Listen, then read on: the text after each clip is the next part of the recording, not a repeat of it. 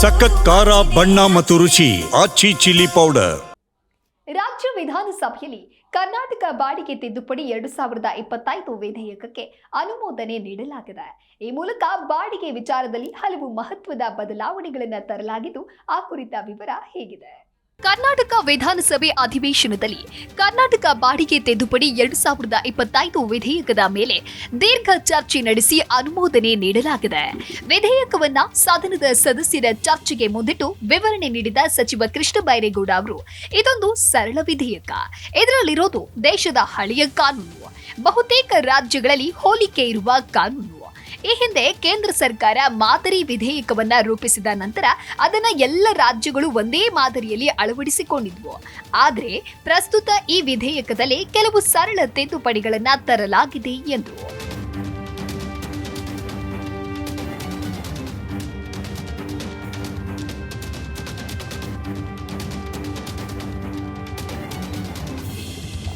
ಮೂಲ ವಿಧೇಯಕದಲ್ಲಿ ಉಲ್ಲಂಘನೆಯಾದರೆ ಉಲ್ಲಂಘಿಸಿದವರಿಗೆ ಜೈಲು ಶಿಕ್ಷೆ ವಿಧಿಸಲು ಕಾನೂನಿನಲ್ಲಿ ಅವಕಾಶವಿತ್ತು.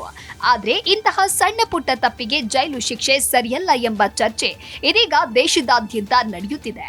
ಈ ಹಿನ್ನೆಲೆ ಕೇಂದ್ರ ಸರ್ಕಾರ ಈ ತಿದ್ದುಪಡಿಯ ಕರಡನ್ನ ಸಿದ್ಧಪಡಿಸಿ ನಮಗೆ ಕಳುಹಿಸಿಕೊಟ್ಟಿದೆ. ನಾವು ಈ ತಿದ್ದುಪಡಿಯ ಮೂಲಕ ಹೊಸ ಕಾನೂನುಗಳನ್ನು ಅಳವಡಿಸಿಕೊಳ್ಳುವ ಪ್ರಯತ್ನ ಮಾಡ್ತಾ ಇದ್ದೇವೆ. ಶಿಕ್ಷೆಯ ರೂಪದಲ್ಲಿ ದಂಡ ಶುಲ್ಕ ಅಧಿಕವಾಗಬಹುದು, ಆದರೆ ಜೈಲಿಗೆ ಹೋಗುವ ಅಂಶವನ್ನ ತೆಗೆದು ಹಾಕಲಾಗಿದೆ ಅಂತ ತಿಳಿಸಿದ್ರು. ಕರ್ನಾಟಕ ಬಾಡಿಗೆ ತಿದ್ದುಪಡಿ ವಿಧೇಯಕ 2025 ಇದನ್ನ ಪರ್ಯಾಲೋಚನೆಗೆ ಕೈಗೆತ್ತಿಕೊಳ್ಳಬೇಕೆಂದು ಸಭೆಯನ್ನ ತಮ್ಮ ಮುಖಾಂತರ ಕೋರುತ್ತಿದ್ದೇನೆ. ಸರಳ ವಿಧೇಯಕ, ಈ ಬಾಡಿಗೆ ವಿಧೇಯಕ ಏನಿದೆ ಇದು ಬಹಳ ದೇಶದ ಹಳೇ ಕಾನೂನು, ಬಹುತೇಕ ರಾಜ್ಯಗಳಲ್ಲಿ ಹೋಲಿಕೆ ಇರತಕ್ಕಂಥ ಕಾನೂನು. ಇದು ಹಿಂದೆ ಕೇಂದ್ರ ಸರ್ಕಾರ ಮಾದರಿ ವಿಧೇಯಕವನ್ನು ಮಾಡಿ ಆವತ್ತು ಎಲ್ಲ ರಾಜ್ಯಗಳಲ್ಲೂ ಕೂಡ ಇದನ್ನು ಅಳವಡಿಸ್ಕೊಂಡಿದ್ದೇವೆ. ಅದರಲ್ಲಿ ಈಗ ತಿದ್ದುಪಡಿ ಏನು ತಂದಿದ್ದೇವೆ ಅಂದರೆ, ಈ ಮೂಲ ವಿಧೇಯಕದಲ್ಲಿ ಉಲ್ಲಂಘನೆ ಆದರೆ ಜೈಲು ಸಜೆ ಇರ್ತಾ ಇತ್ತು. ಈಗ ಇಂತಹ ಸಣ್ಣ ಪುಟ್ಟ ಅಪರಾಧಗಳಿಗೆ ಜೈಲು ಶಿಕ್ಷೆ ವಿಧಿಸುವಂತಹದ್ದು ಸೂಕ್ತ ಅಲ್ಲ ಅಂತೇಳಿ ಈ ಡಿಕ್ರಿಮಿನಲೈಸೇಷನ್ ಆಫ್ ಮೈನರ್ ಅಫೆನ್ಸಸ್ ಅಂತ ಒಂದು ಪ್ರಯತ್ನ ದೇಶದಲ್ಲಿ ನಡೀತಾ ಇದೆ. ಈ ತಿದ್ದುಪಡಿಗಳನ್ನು ಕೇಂದ್ರ ಸರ್ಕಾರದವರು ಡ್ರಾಫ್ಟ್ ಮಾಡಿ ನಮಗೆ ಕಳಿಸ್ಕೊಟ್ಟಿದ್ದಾರೆ. ಅದನ್ನು ನಾವು ಅಳವಡಿಸ್ಕೊಳ್ತಕ್ಕಂಥ ಪ್ರಯತ್ನ ಈ ತಿದ್ದುಪಡಿ ವಿಧೇಯಕದ ಮುಖಾಂತರ ಮಾಡ್ತಾ ಇದ್ದೇವೆ.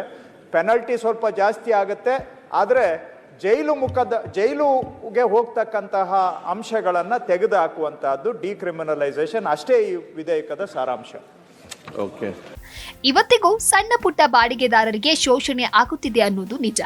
ಅಂತವರನ್ನ ರಕ್ಷಿಸಲು ಈ ಕಾನೂನಿನಲ್ಲಿ ಅವಕಾಶವಿದೆ. ಆದ್ರೆ ನಾವು ಈ ಕಾನೂನನ್ನ ಅನುಸರಣೆ ಮಾಡೋದನ್ನೇ ಮರೆತಿದ್ದೇವೆ. ನಾವೆಲ್ಲರೂ ಒಟ್ಟಾಗಿ ಈ ಕಾನೂನನ್ನ ಅನುಷ್ಠಾನ ಮಾಡಿದ್ರೆ, ಜನರಿಗೂ ಅರಿವು ಮೂಡಿಸಿದ್ರೆ ಸಣ್ಣ ಬಾಡಿಗೆದಾರರ ಮೇಲಿನ ಶೋಷಣೆಯನ್ನ ಗಣನೀಯವಾಗಿ ತಡೆಯಬಹುದು ಅಂತ ಸಚಿವರು ತಿಳಿಸಿದ್ರು. ಇದೆ, ಇವತ್ತಿಗೂ ಕೂಡ ಸಣ್ಣ ಪುಟ್ಟ ಬಾಡಿಗೆದಾರರಿಗೆ ಶೋಷಣೆ ಆಗ್ತಾ ಇದೆ, ಅವರಿಗೂ ಕೂಡ ರಕ್ಷಣೆ ಇರಬೇಕು ಅನ್ನುವಂಥದ್ದು. ಬಹುಶಃ ಈ ಕಾನೂನಲ್ಲಿ ಅವಕಾಶ ಇದೆ, ಆದರೆ ನಾವು ಈ ಕಾನೂನನ್ನು ಅನುಸರಣೆ ಮಾಡುವುದನ್ನು ಮರ್ತು ಬಿಟ್ಟಿದ್ದೇವೆ. ಎಲ್ಲರೂ ಒಗ್ಗಟ್ಟಾಗಿ ಒಟ್ಟು ಸೇರಿ we have given up on the main substance of the original bill. But ಅದನ್ನು ಸ್ವಲ್ಪ ರಿಯಾಕ್ಟಿವೇಟ್ ಮಾಡಿದರೆ ಬಹುಶಃ ತಾವು ಹೇಳ್ದಂಗೆ ಸ್ವಲ್ಪ ನಾವು ಭಾಗಶಃ ರಿಲೀಫ್ ಕೊಡಲಿಕ್ಕೆ ಅವಕಾಶ ಇದೆ. ಆ ಅಂಶಗಳನ್ನು ಸ್ವಲ್ಪ ಅವೇರ್ನೆಸ್ಸು ಮಾಡಬೇಕು, ಜನಕ್ಕೆ ಇಂಪ್ಲಿಮೆಂಟು ಮಾಡಬೇಕು, ಅದ್ರ ಕಡೆಗೆ ಸರ್ಕಾರ ಗಮನ ಕೊಡುತ್ತೆ. ಹಾಗಿದ್ರೆ ಈ ಕಾನೂನು ಯಾರಿಗೆ ಅನುಕೂಲ ಅಂತ ಕೇಳಿದ್ರೆ, ಬೆಂಗಳೂರು ಸೇರಿದಂತೆ ನಗರಗಳಲ್ಲಿ ಬಾಡಿಗೆ ಮನೆಗಳ ಸಂಖ್ಯೆ ಹೆಚ್ಚಾಗ್ತಾ ಇದ್ದು, ಮಾಲೀಕರು ಮತ್ತು ಬಾಡಿಗೆದಾರರ ನಡುವೆ ಆಗಾಗ ತಕರಾರುಗಳು ಉಂಟಾಗ್ತಾ ಇವೆ. ಈ ಸಮಸ್ಯೆಗಳಿಗೆ ಪರಿಹಾರವನ್ನ ಕಂಡುಕೊಳ್ಳಲು ನೆರವಾಗಲಿದೆ. ಈ ಹೊಸ ನಿಯಮಗಳು ಬಾಡಿಗೆದಾರರು ಮತ್ತು ಮನೆಯ ಮಾಲೀಕರು ಇಬ್ಬರಿಗೂ ಅನ್ವಯವಾಗಲಿದ್ದು, ನಿಯಮ ಉಲ್ಲಂಘಿಸಿದ್ರೆ ದೊಡ್ಡ ಮೊತ್ತದ ದಂಡ ವಿಧಿಸಲಾಗುತ್ತೆ. ಬಾಡಿಗೆ ವ್ಯಾಜ್ಯಗಳನ್ನ ಶೀಘ್ರ ಇತ್ಯರ್ಥಪಡಿಸಲು ಫಾಸ್ಟ್ ಟ್ರ್ಯಾಕ್ ವ್ಯವಸ್ಥೆಯನ್ನ ಜಾರಿಗೆ ತರಲಾಗಿದೆ.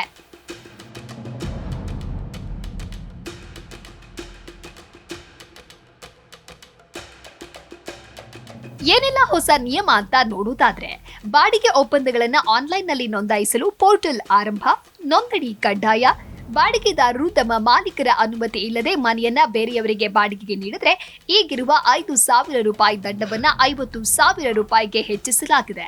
ಇದು 90% ಹೆಚ್ಚಳವಾಗಿದೆ. ಮನೆ ಮಾಲೀಕರು ಬಾಡಿಗೆದಾರರನ್ನ ಹೊರಹಾಕುವ 3 ತಿಂಗಳು ಮೊದಲು ನೋಟಿಸ್ ನೀಡಬೇಕಾಗುತ್ತೆ. ಅನಧಿಕೃತವಾಗಿ ಕಾರ್ಯನಿರ್ವಹಿಸುವ ಬ್ರೋಕರ್ಗಳಿಗೂ ಸರ್ಕಾರ ಕಡಿವಾಣ ಹಾಕಲಿದೆ. ಕಾಯ್ದೆಯ ಸೆಕ್ಷನ್ 20ರ ಅಡಿಯಲ್ಲಿ ನೋಂದಣಿ ಮಾಡಿಸದ ಬ್ರೋಕರ್ಗಳಿಗೆ ದಿನಕ್ಕೆ 25,000 ರೂಪಾಯಿ ದಂಡ ವಿಧಿಸಲಾಗುತ್ತೆ. Desk bureau, Zee Kannada news.